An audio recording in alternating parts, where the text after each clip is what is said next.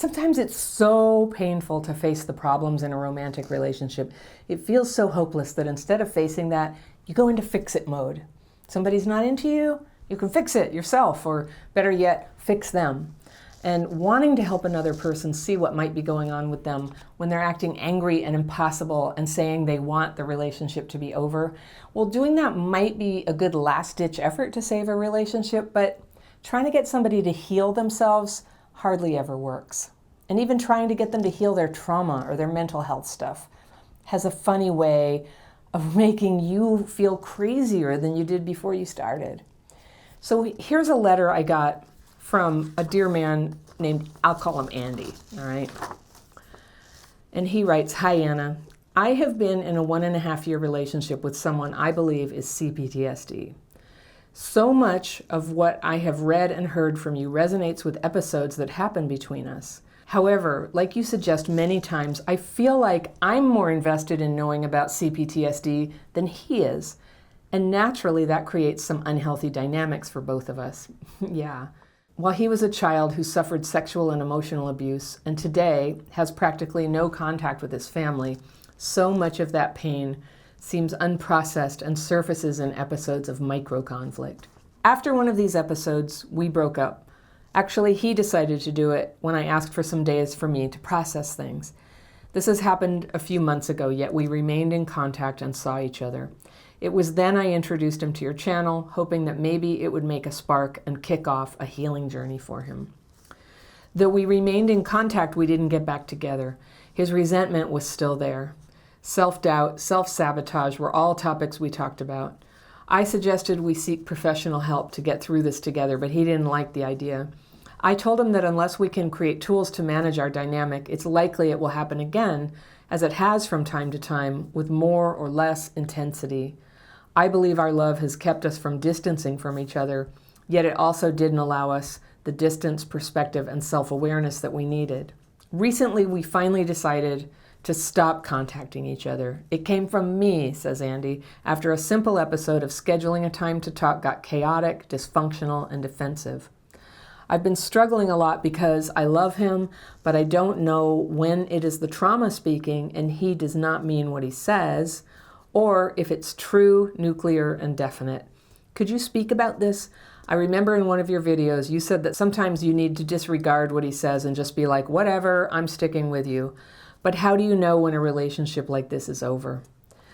I want him to know that I'm here like I have been. I want to make this journey with him even if we're not talking for some time. But I'm afraid contacting him will make me look crazy after telling him we should stop doing it. On the other hand, I feel like if I don't tell him, he'll believe I'm gone. I love him a lot. I've tried to be the best person I can be, but his behavior, even if I know where it comes from, is still his behavior and it affects me. And in some situations, when I didn't know better, also triggered me. I'm afraid this can be traumatizing and unhealthy to me since it has already so many times made me second guess my actions and pierced my self-confidence and my ways of loving. And I corresponded a little bit with Andy saying I was going to answer this in a video, and Andy added, I should add that he continued to contact me after the episode that I told you about, after another big burst. I didn't reply, but he continued to reach out. I finally replied, but it's hard to know what to do. Now he tells me that he's probably better off not having close romantic relationships, and instead just having kind of no strings attached relationships, plural, that do not trigger him. He said he's sorry and that he sees that most of what happened has been triggered by his hypersensibility and his past. I think that means hypersensitivity. It does not seem to me that avoiding closeness and intimacy is the way he should go in terms of personal growth, but maybe it's time for me to try and let go, even though it breaks my heart. Okay, Andy, I just love you. I'm so sorry this is happening. I'm so sorry this is happening because I can feel the strength of your love here, and I believe it's real love. And I also think that you are trauma bonded with somebody. I don't think he did it on purpose. I think you're accurately describing him as he has trauma and he's not really interested in doing anything about it right now. And that's really unfortunate. I see too, I see what you're seeing, like this could get better, this could get better, and that just having no strings attached relationships that don't trigger him, that is definitely a coping mechanism that people with CPTS do. Not everybody does it that way, but like avoids relationships that trigger. People do it through total isolation, through being with unavailable people, or through having, these like romantic relationships with another person who wants and expects and hopes for love very realistically, but not being able to give it. So, Andy, what is sad about this is the way that it's damaging you. That's the thing. Like, some people could get away with having these kind of relationships. He can, right? He can just keep blocking his feelings. But I don't want you to become somebody who gets so good at just putting up with crap that you become the perfect boyfriend to somebody like this. Don't do that. Be a great boyfriend for somebody who totally appreciates it and is going to try as hard as you do to make the relationship good, who reads books about like stuff that's hard for you because they hope for you to heal. Like, wouldn't that be awesome?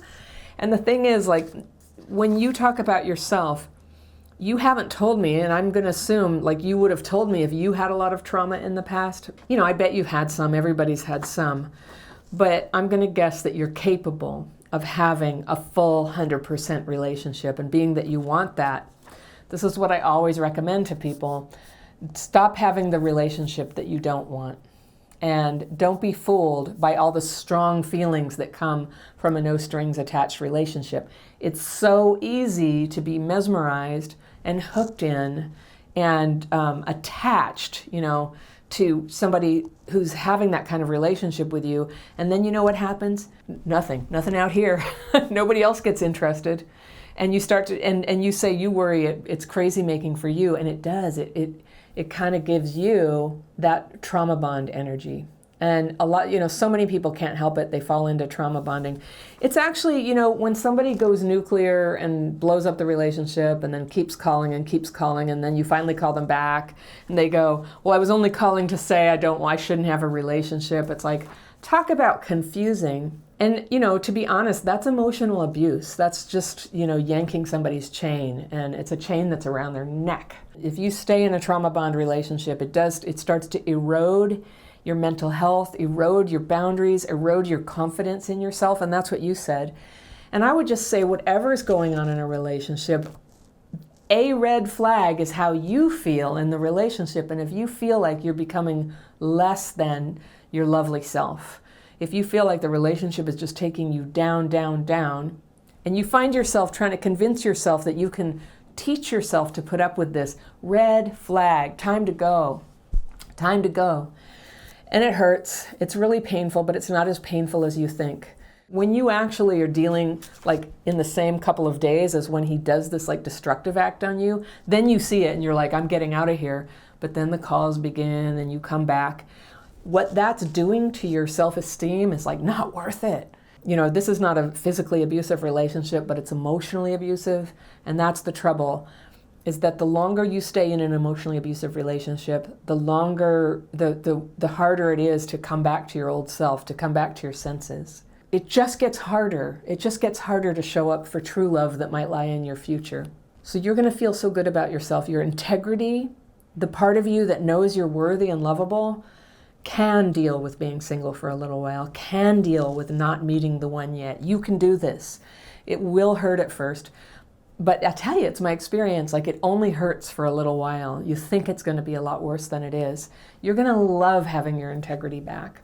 And I promise you, new men will come along. New men will come along. You might want to check out my dating course and get in there for the first exercise, which is to write down what you really want in a relationship. So when you've written down what you really want, I bet you're not going to write down that what you want is somebody who jerks you around and, keeps calling and coming back and then blows you off and tells you they don't want anything. They want other relationships and it can't trigger them. I'm sure you aren't going to write that down. You can write down what you do want. You can write down what you do want and be brave, be bold. Really write down what you actually want, even though we all know we don't always get what we want, but go ahead and name it. Be specific. Be specific about how loving, how beautiful, how long-lasting it is that you really want. And let that start to resonate in your life and in your intentions and in your heart, and let it guide you in decisions when you get a text from this guy, or you meet somebody new. You meet somebody new, and you'll start to just have this inner sense of like, you know what, this fits what I want. This fits what I want. I'm going to check it out with a first date. A first date. And then you get to use dating. Remember, if you want serious love, use dating as your trial period to see, is this somebody you want to get together with? Don't be like I used to be, getting together with people based on attraction and then hoping that somehow it'll work out, and then, waking up much later going, what have I done? What have I done? I've done it again. I don't like this. But having too much abandonment trauma to be able to like swiftly exit those things. I wish I could have all the time back that I spent there. So now's your chance, Andy. Now's your chance to clear the slate and reset along the lines of what you really want in love, and show up for that. Show up for that and make your choices accordingly. And I hope that helps you. Now, if any of you watching this relate to Andy and you would like some more guidance around how to know when you're seeing a red flag that means get out of there, I've got a video lined up for you. This one was a big favorite for everybody, and I will see you very soon.